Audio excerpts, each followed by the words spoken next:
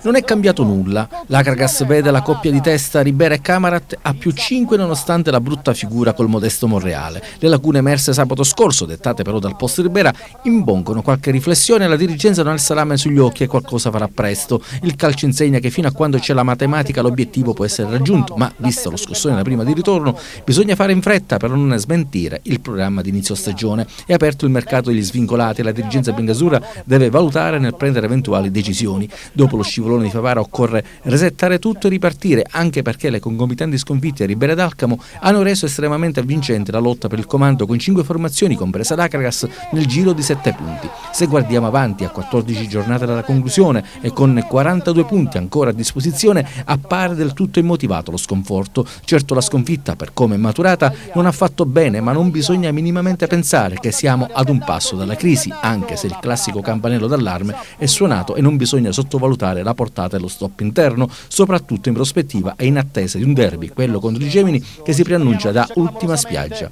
All'interno della società c'è la voglia di cambiare subito rotta prima di finire sugli scogli e meno male che le sconfitte di Ribera e Alcamo hanno attuito la botta. I numeri dicono che un recupero è possibile, soprattutto in considerazione del fatto che Ribera ha maturato 3 sconfitte, il Camarat in testa con 5 pari. Le due leader alimentano speranze agli inseguitori, ma il calendario più sfavorevole è quello dei biancazzurri, che dovranno giocare solo 6 volte in casa e 8 volte lontano dall'Asseneto. Un'impresa ardua arrivare davanti a tutte, ma non per questo impossibile. Intanto l'Akragas rispetto alla prima di andata ha un punto in meno al pari dell'Alcamo e del Ribera, mentre il Camarat ne guadagna 2. La formazione di Renato Maggio, oltre a riconquistare la vetta, è quella che ha perso di meno, appena una volta in 16 partite, ma delle squadre di testa è quella che ha pareggiato di più, ben 5 volte.